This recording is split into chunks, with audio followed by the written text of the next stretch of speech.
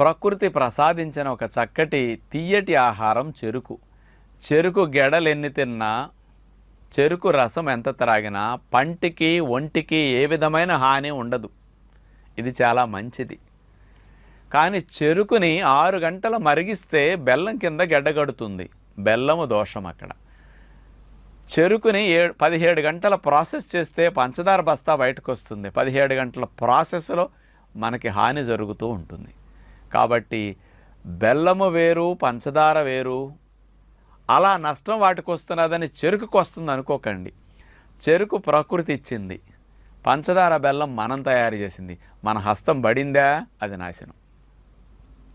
అందుచేత పంచదార బెల్లాన్ని చెరుకు నుంచి వస్తున్నది కాబట్టి ఆ దోషం చెరుకుకు ఉంటుందని అనుకోకండి. కంపేర్ చేయడానికి కూడా వీలు లేదు ఇక్కడ.